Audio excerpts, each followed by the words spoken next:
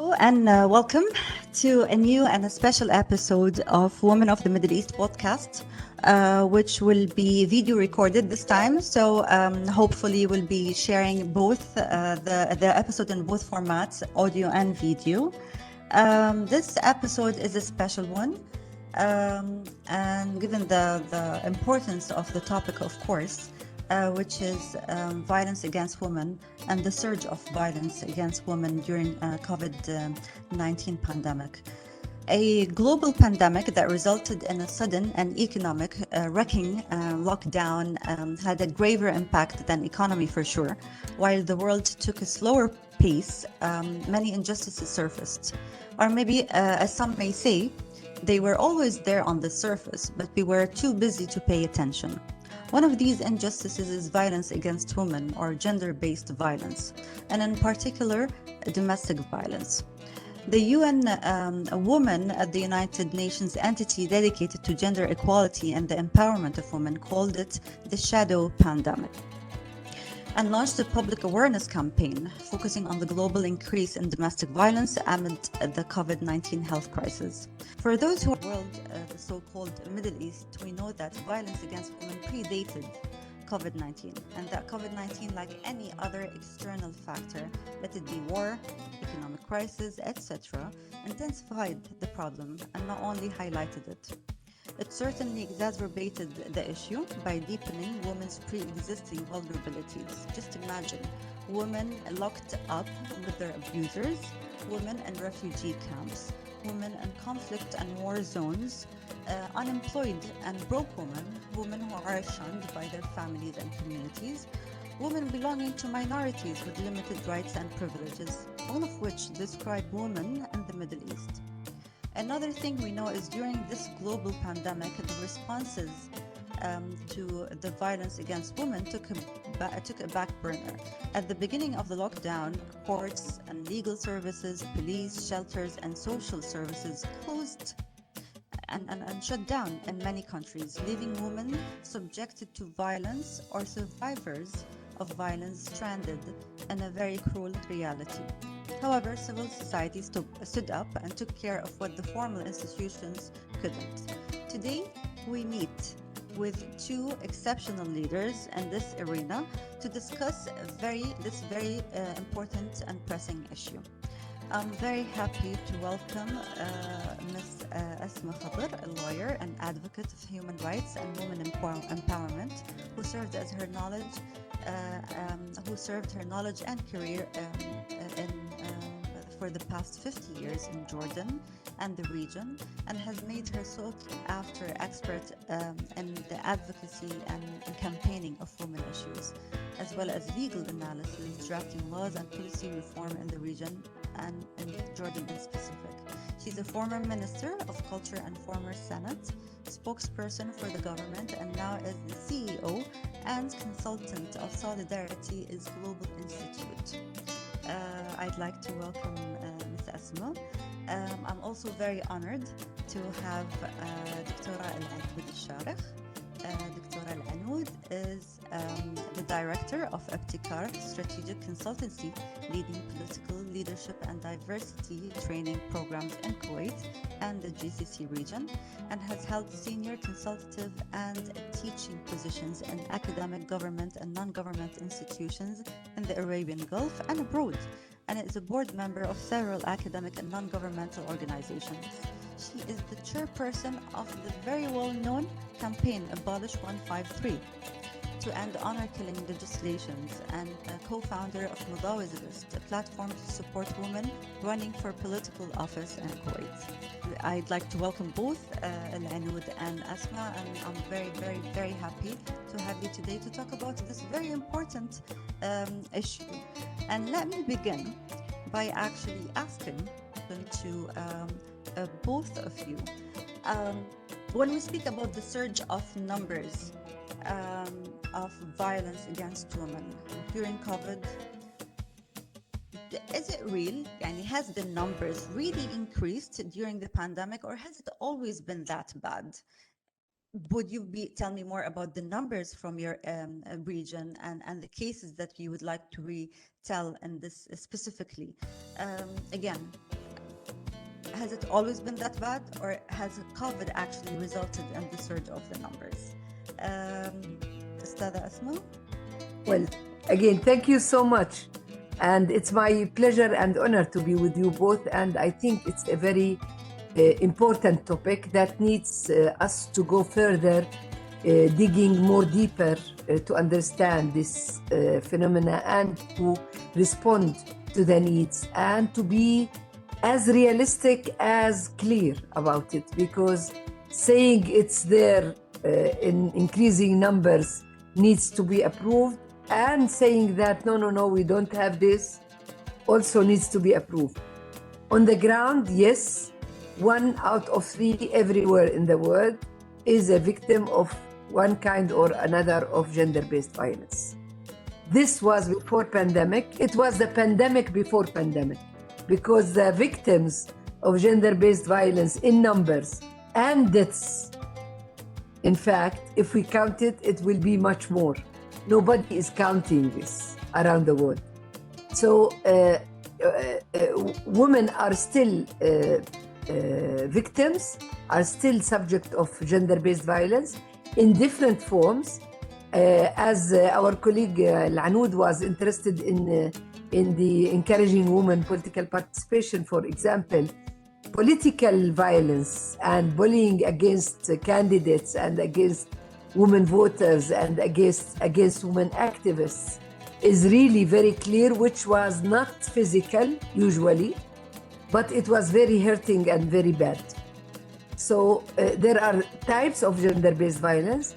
Maybe it's not physical hurt or signs, but sometimes it is more even worse and bad and have negative impact.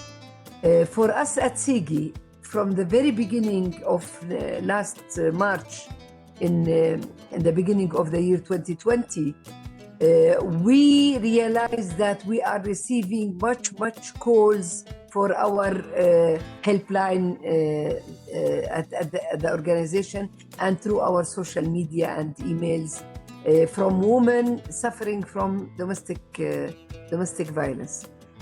Absolutely, we received in 2 months, between the mid of March and the mid of May, more than 1,000 cases. This 1,000 cases, we used to receive them in 1 year. So you can see easily the increase of numbers. Of course, I cannot be very naive to say that it's only because the increase of numbers, also because of the lack of services. The family department unit was nearly not ready to receive. The other NGOs was closed.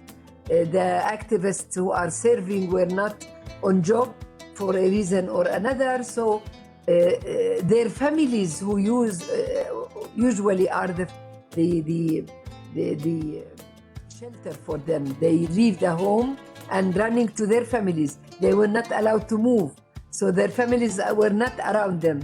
So I do believe that there was some increase, of course, in the practice itself, in the crimes, violence crimes, but it is not everything. There are other elements which push the numbers to be increased in this way for us as SIGI.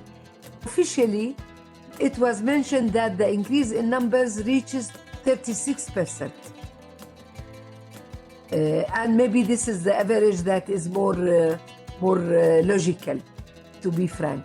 Despite of this, I think having the perpetrators, the violent persons, in one place with the families, with the whole members of the family, with the burden of the duties, with the lack of resources, worrying from losing their jobs, their financial resources, worrying from the pandemic itself and the possibility to be affected or infected, and also the feeling that you don't have a place to escape from gender-based violence. All of this put a lot of pressure over the all members, and it was reflecting the tense that everybody is feeling. In some families, it was more close relations and support each other. In many other families, it was a violent, and families were kicked out from their home to sleep in the streets. 2-3 families reported that we are in the streets. There is no cars. We cannot move, and we don't know where to go. And it happened, in fact, in many situations. Of course, being stuck with a violent person also is very, very hard thing to do. Lack of services such as health services. The priority was given to the pandemic, and they were telling everybody that if you are not in serious case, it's better not to go to any clinic or any hospital.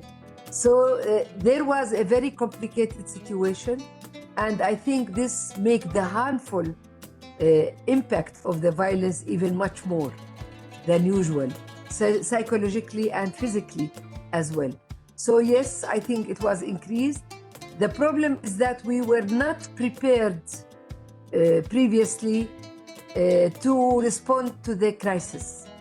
We never expected this type of crisis, and even with the refugees issue and with the victims of wars and conflict situations were not the same. It was different. And I think what we learn now is that we need to be prepared with ongoing services. And we need the governments to take into consideration women's needs under this pandemic. For example, we were not allowed to move while many other service providers were given license to move. Civil society were not, and specifically social workers and psychologists and legal experts or consultants were not allowed to move and to provide services to women victims of gender-based violence. Also, the access to justice was lacking because courts were closed, and to whom she may report. The police were not ready to take actions in cases that is, in their opinion, not not an emergency situation. It's not a priority. So we used to listen even when we called that there is a woman under danger, you need to move now and to shelter her somewhere else. For example, they may say, well, we are now dealing with a very serious other issue, which is the COVID and the pandemic. So I think, yes, we suffered from all this unhealthy type of relations. The fear and the worrying situation everybody was living under it, and the stress of all the elements of the health and economy and education of children and all of this, and of course lack of services that is available on time and in an appropriate way for people who are, or persons who are victims of gender-based violence. Of course, when I say gender-based violence, we automatically look to women. But also I have to say that there are also violence against disabled persons, violence against older persons, violence against children that was also increased. And to give you an idea, the murders during the pandemic, the lockdown situation was decreased in terms of murders, but it jumped dramatically immediately after opening out, based on the very tense relation that was happening during the pandemic. And we witnessed a jump from 7 victims of what we call it family murders that happened during 2019 it jumped to 20 murders in the same category in 2020. And this year we started with a very violent cases that we witnessed.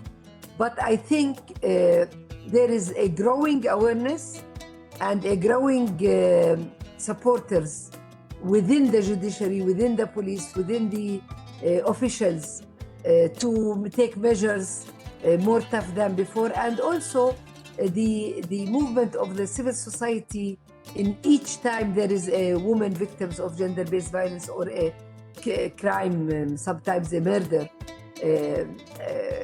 within the family, is now facing a great response by the civil society organizations.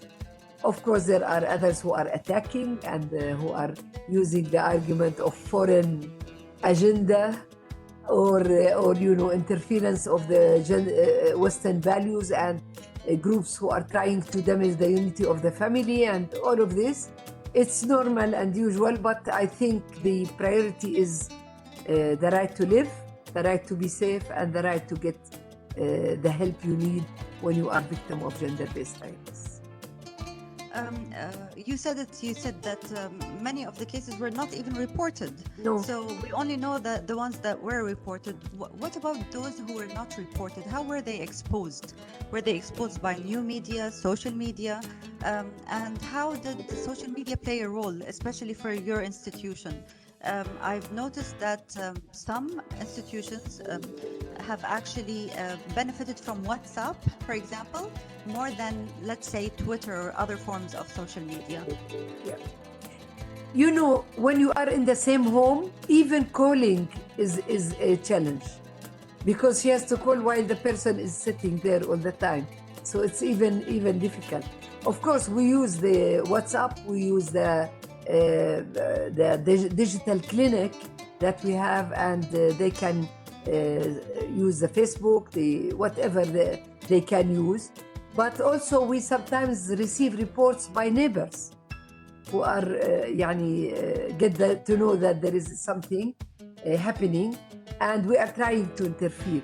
But to be frank, yes, many are, even they make a decision they don't want to report, because they know that maybe the impact of reporting sometimes is even more worse than not reporting.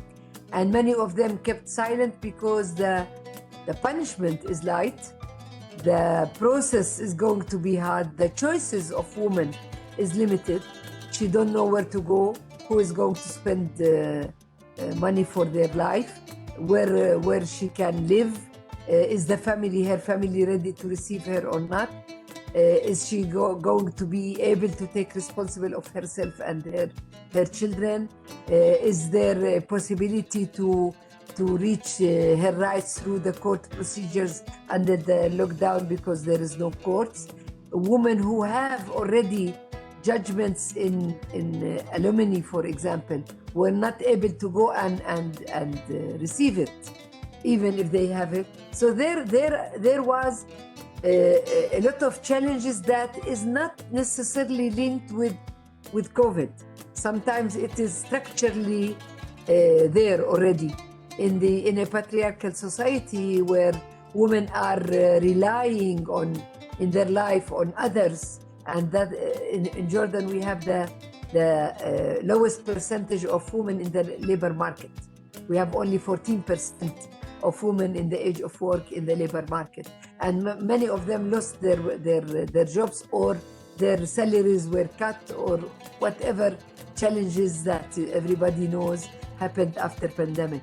So the problem is really rooted in the culture, rooted in the lack of equal relation in the society, is rooted in the weakness of the institutional social protection network, despite of being from the NGO side or from the governmental side, and lack of appropriate legislation that is taking all this into consideration. And what is promising is this kind of discussion that we have it with officials sometimes and with others, and the lobbying for a better laws, because we went through this campaign fighting against the honor crimes, light sentences in Jordan. And we were able in 2017 to abolish Article 308, which we campaigned against it. The article was allowing the perpetrator in rape and sexual crimes to marry the victim and go free without any punishment. So we put an end to this, and this article was abolished totally. Litigation reasons that was used in case of defending the honor of the family was also amended, and it is not anymore accepted. So there are some achievements happen, and it was a result of the NGOs lobbying and activities, but it is not up to the goals that we set for ourselves to see equal laws and appropriate laws dealing with all aspects of gender equality, but in more specific protection for victims of gender-based violence. Because it's not only about laws, and we'll come back to this in a bit. Al-Anud, there were many cases of violence against women in Kuwait that surfaced or appeared recently that shook everyone. Has this been a pattern, or has this been generated by the lockdown? Is COVID responsible? What do you think? Well, I'd like to start by thanking you for having this difficult conversation with us today, and for hosting me and hosting this wonderful woman that we all learn from, Asma. It's an honor to share this platform with you. I would say that in Kuwait we don't have official numbers, so it's very difficult to ascertain if the numbers have gone up during COVID or not. But what we definitely know from our work in the Abolish 153 campaign and in Ibtkar, because the survivors of domestic abuse reach out to us, is that the numbers have definitely increased during the lockdown. And this is something that other activists have echoed in newspaper interviews.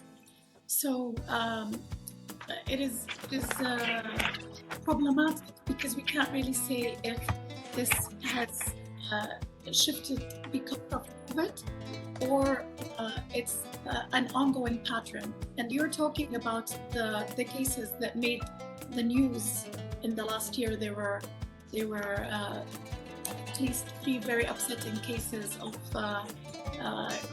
murders perpetuated against women by their brothers.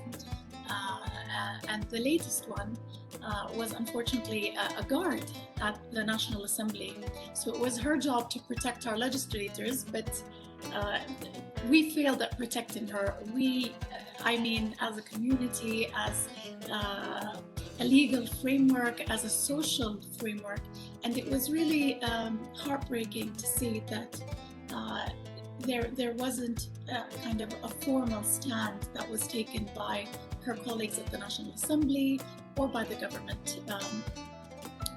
But what we have is certainly that the media is shedding more light on these cases than it used to, and sometimes that is also part of the problem, because the way that the media sometimes handles these cases is by kind of finding a narrative that makes sense of a brutal act of violence that is irrational. So recently there was a reported case where a murder happened, also perpetuated by a brother against his sister, but it was reduced to 2 years, to a misdemeanor in just 2 years, because it was handled, and this is the way that it was reported. It was seen as a disciplinary violence act, and sadly, Kuwait, like Jordan, we have the 153 article, which is the honor killing article. We have the 182, which is the kidnap and marry article, which you have successfully abolished in Jordan, but we have yet to remove. And we have Article 29 of our penal code, which allows for what I call disciplinary violence. So a male guardian can discipline a woman, or even find a substitute, there's a wakil involved to discipline her, and this makes it both thorny and problematic. What we have managed to achieve despite COVID is that we have finally passed a domestic violence law in Kuwait. And I'm proud to say that the organizations that I am involved in, as well as others within Kuwait's very active civil society, had a big role to play in pushing this law through. Although it didn't kind of deal with everything that we were hoping that it would, it did set a very important precedent, because before this law was passed, we really didn't have any legal cover for helping survivors, for trying to rehouse them, protecting them from their family members and their abusers, etc. But now we do have a legal framework, and this legal framework should empower the social police, who are supposed to be the first kind of the first responders in these cases. But before there was a domestic violence law, they were very limited in what they could offer in terms of help. So we are hopeful that there's going to be a national council to look into family protection, and there's going to be a review of the laws that kind of conflict with the spirit of protecting families from violence, and also that the family protection law has within it a provision that penalizes those who try to get victim or survivors of abuse to change their mind or to not report. So they actually would get penalized. What we are still lacking is a sexual harassment law. That's what we're still lacking. Although there are some articles that discuss this and deal with it, there's not a standalone law. And there's a sexual harassment kind of phenomena that's going on, and people have a very laissez-faire attitude towards it. Boys will be boys, you know. If somebody's following you on the street, if they catcall you, you know, are you sure you were dressed properly? Are you sure you didn't incite it? So there's this victim blaming narrative that goes on in how the media portrays it, you know.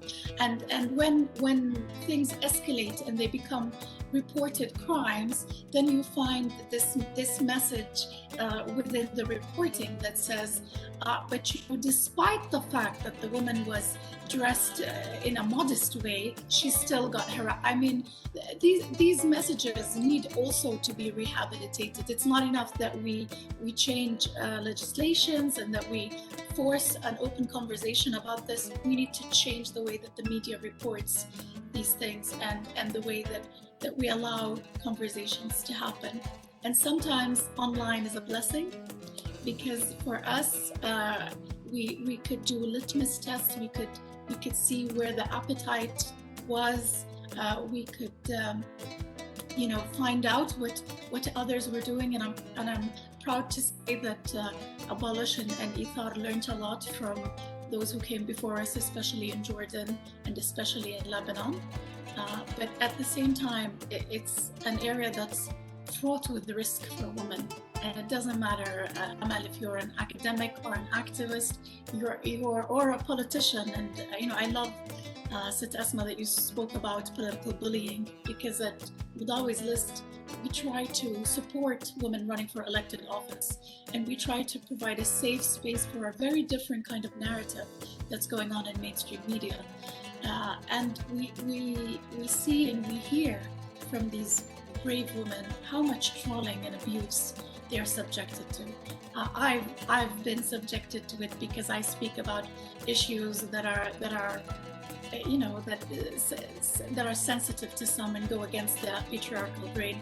I'm sure both you and Dr. Amal have been subjected to it, and sometimes it's just the burden of stereotypical ambassadorship. Sometimes it can be as simple as, well, the way you look doesn't represent an Arab woman or a Muslim woman, so I'm going to discount everything that you've said. And like you've said, you know, this I think tired accusation a Western agenda or being motivated by having studied in the West, whereas our best economists and doctors and engineers and lawyers, they've all been educated in the West, and it doesn't seem to, it doesn't seem to detract from their credentials. It adds to it, but when you have a feminist agenda and when you have a humanist agenda, then it becomes problematic.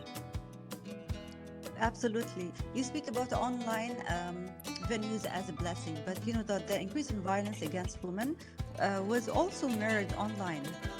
There was an online violence as well. Why would you think that happened, and how or did you deal with it if it happened in your case?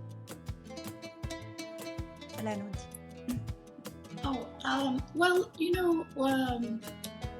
every time we bring up the subject of honor killings and we speak about the concept of honor being a very plastic one, right? So it can be specified in the law that an act of adultery needs to have happened for it to be considered an honor killing. But the girls that you spoke about, the women that were murdered in hospitals and in their work and in their beds, in their homes where they're supposed to feel safe, they were murdered in the name of honor. But that honor wasn't related to their acts. They didn't do anything that would be considered sexually deviant, for example. They chose to marry outside of the tribe, or they chose to work in fields that weren't accepted, or they chose to dress in a way that was deemed unacceptable to their families, etc. So this idea of honor is problematic because people can define it in these loose terms. And so when we say that there is no justification for murder, there is no justification for murder, there is no justification for murder, you'd be surprised by how many would challenge that and say, no, there are justifications for murder. A man's honor is more important than a woman's life, basically. And the way to regain that honor is by killing her. And this is, of course, un-Islamic. It's inhumane. It's against our constitutions and all international agreements that were ratified by our countries. But you can see that there's kind of hesitancy when it comes to challenging this idea of male honor, and it gets reflected online. We were accused of trying to morally corrupt people by going after the honor killing law, and it was framed as maybe we weren't aware, and if we were corrupting, but we weren't aware of our corruptive influence. And so our response to that was also online. Our response to that was, who needs an honor killing article? Who is this person who thinks that in the future their family might misbehave and they might just need to kill them? Who is this person?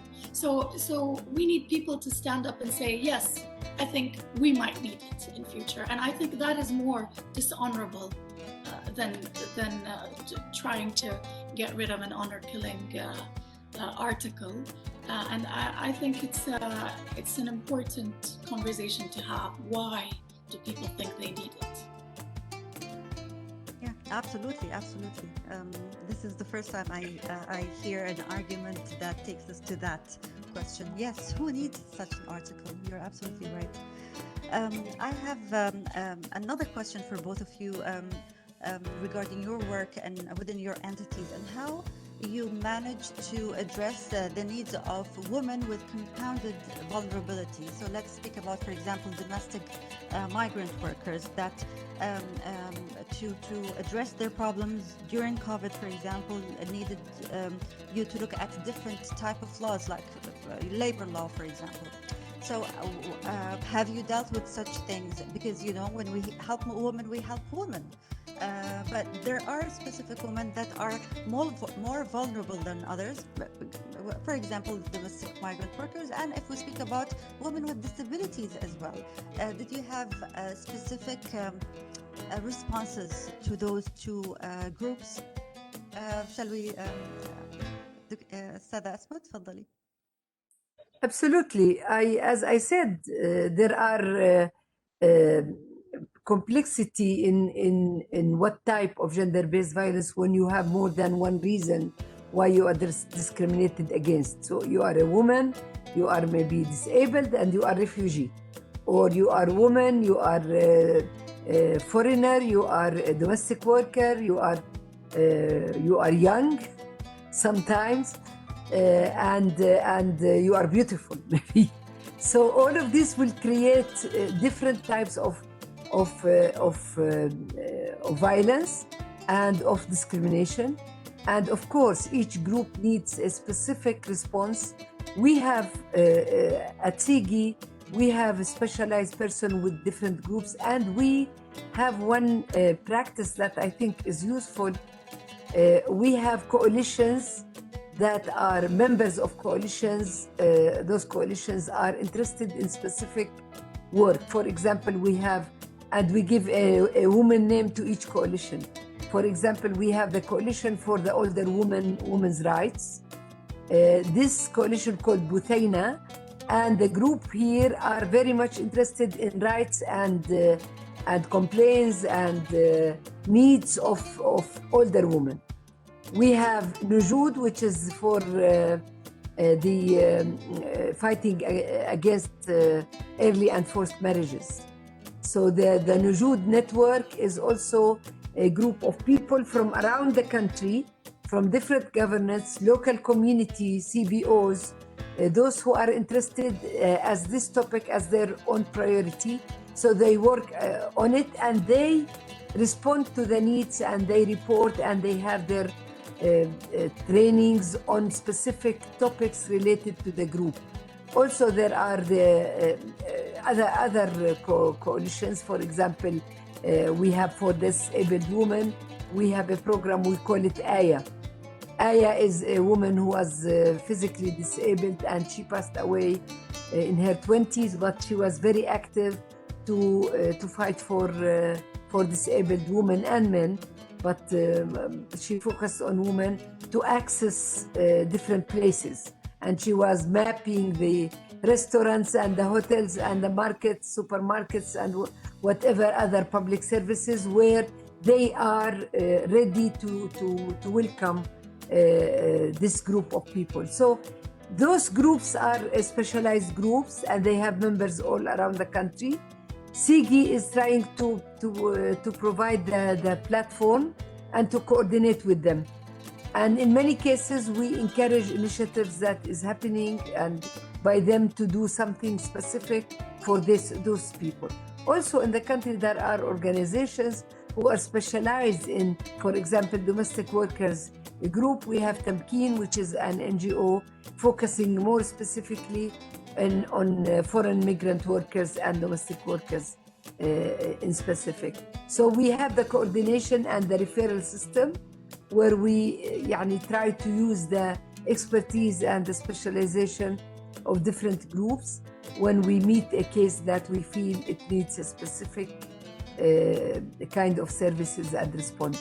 So there is this dynamics that is available. Of course, we have the National Committee for the Trafficking in Persons, and this is a committee that is dealing with if there is a domestic worker who is really exploited in a way or victims of some kind of new forms of slavery that is happening. Sometimes we try to use these mechanisms. So there are this mapping issue that we need to have it, and to make sure that we are using all the possible means and resources that are available, technical or financial or human, or even legal, because sometimes something you cannot do, others can do for the victim. So we use that, and we are trying to build a more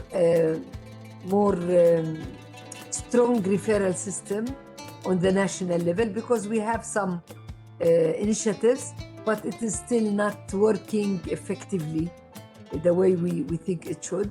So we have to work more to include civil society with the official entities, judiciary entities, that is police, for example. We have you call it social police. Police, I like it. We have family protection department within the police. That they are playing a good role, but it is not also enough. And sometimes it's the personnel who are serving. So working with them is very important, because if you have a person who don't believe in gender equality, but occupying a position that is not going to work without a person who is sensitive to these issues, is a problem sometimes, especially when you have the rotation between employees. You train somebody, work with them for a while, become very aware about the topic and the issue and the technical parts of it to be fair for women and men equally. Then they move them to another place and bring new ones that you have to start from the zero point again. So until this is a institutional culture and values that is integrated and enforced, in fact, to be respected by every personnel in the different entities, we will see these ups and downs in dealing with the issues. So you cannot count on the institution, but on the persons in these institutions, how they think and what they can do. Yeah, but I agreed with you that also we have a program for we call it Salamat. Salamat is the digital safety and security. And digital security during pandemic became a very important topic, as everybody have to use the social means, the digital means in communication, in education, in work, in everything. So we have a digital clinic.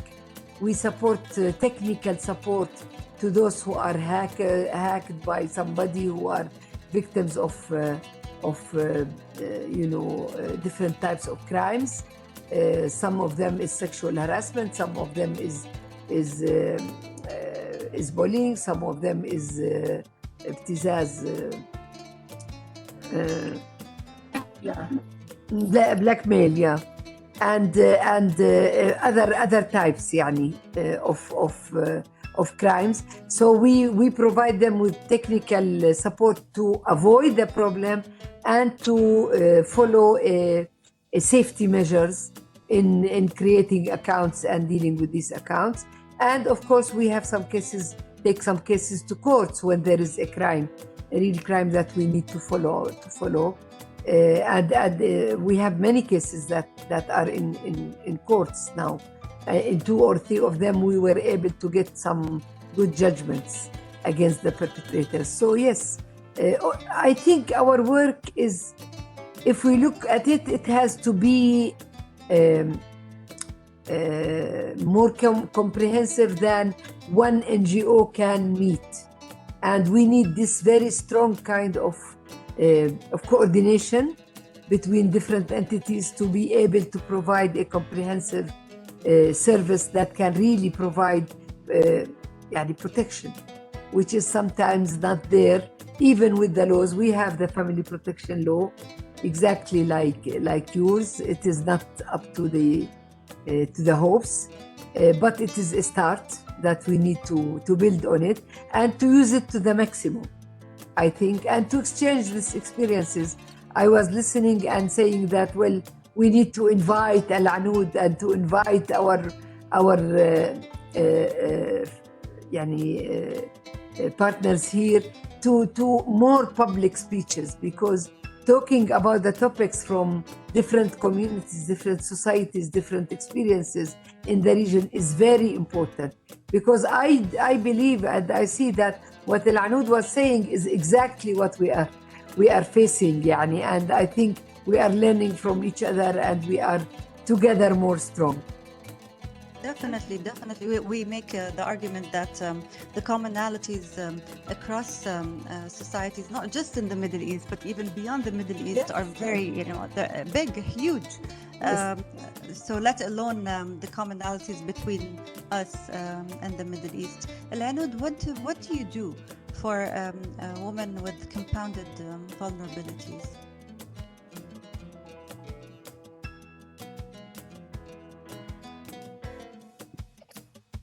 Amal, It's really interesting. We're now in the age of cross-sectional feminism, and when you speak about compounded vulnerabilities, it's cross-sectional activism, right? For example, domestic workers are naturally very vulnerable for the reasons that Asma stated. But in Kuwait, there is a shelter for them. There's a governmental shelter for them. For national women or even expats who are not domestic workers, there's no shelter. The government has yet to open a shelter for them. So there is literally nowhere for them to go.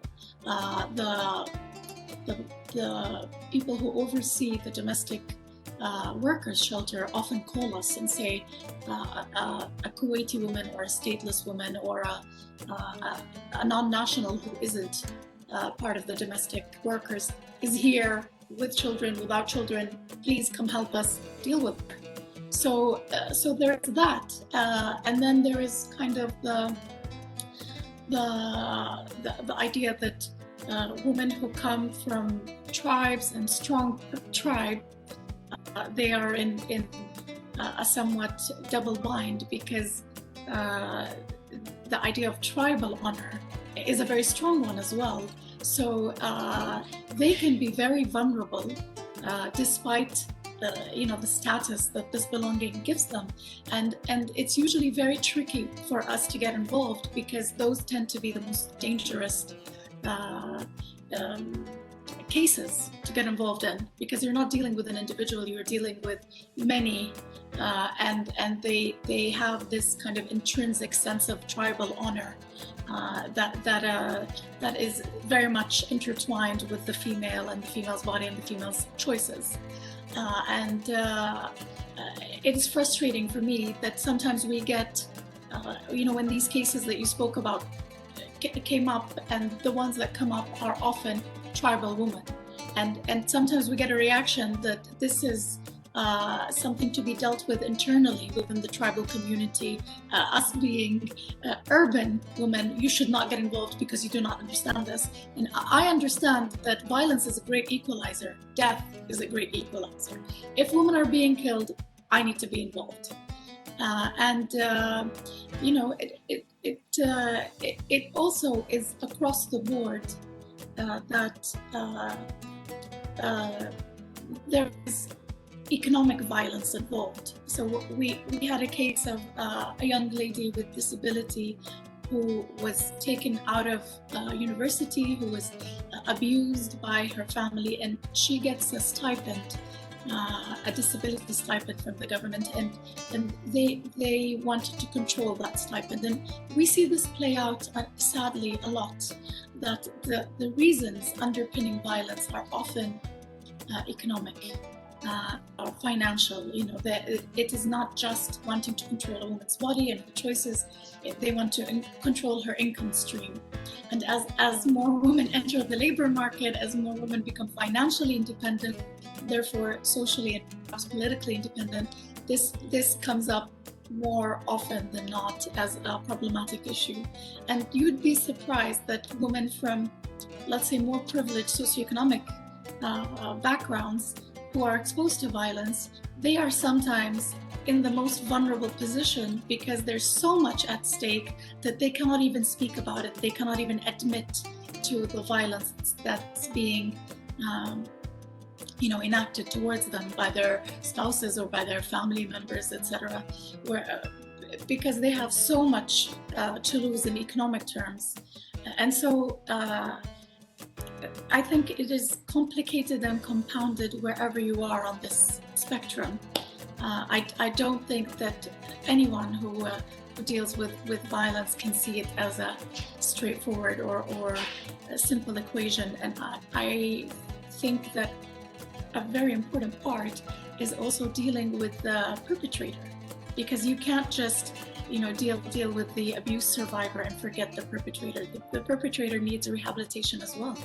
It's a complete package, and they are usually survivors of abuse themselves. So I sometimes worry about the positioning, because we are so worried about the abuse survivors, as we should be, because some of them, their lives are being threatened. That we forget that there is another component that needs our attention and needs our help and needs our compassion, despite the fact that they may be behaving in a way that is very difficult to sympathize with. Yes, I agree with you. Idealists get fixated on laws. Realists talk about the cultural revolution, basically, within our societies. It's not just the laws and legislations, right? It's the norms, the social norms, the way we indoctrinate those patriarchal norms into the generations and generations of boys and girls. You spoke, Sada Asma, about crisis management and the need of gender-specific responses for crisis management. And I think this is a very nice topic for a research. Has any of our countries even thought about gender-specific responses in crisis management since the revolutions till COVID-19? I doubt, I really doubt, because everywhere I know there was a hotline if you think you have COVID. Some countries didn't even have hotlines for domestic abuse or domestic violence. We come to the end of the session, but this is not an end of a conversation. This is only the beginning of the conversation. Feminists, women rights advocates, civil society won't stay silent. I think this is our chance now to use everything we've got. Social media, online venues have been heightened and highlighted during COVID-19, and we've seen how online can really play a huge role in our activism. And we will embrace it, and we will be using it, whether we're subjected to online violence or not. We will be dealing with that, and we will be reporting that, and we will be talking to our governments, our society, boys, girls, adults, men and women, and educating them and through different forms and venues. But we will fight back patriarchy, institutions, outdated structures, and this is only the beginning of a conversation. Sada Asma, thank you so much. There is a lot to be learned from your experience and from what Jordan has been doing and feminists in Jordan have been doing. And I really hope, that we go back to a sense of normality where we can connect. I personally have students who would really benefit from interning for you. Dr. Al-Anoud, as usual, having a conversation with you just takes me up to the moon. It's lovely, and the things that you do is lovely, right? And again, I always say that I'm jealous of you. Yeah. I'm jealous of you. I enjoyed the activist. And you, Amal, thank you so much for this very wonderful discussion. So really, I hope that we will meet again and we will continue. Definitely. Thank you. Definitely. Thank you for having us.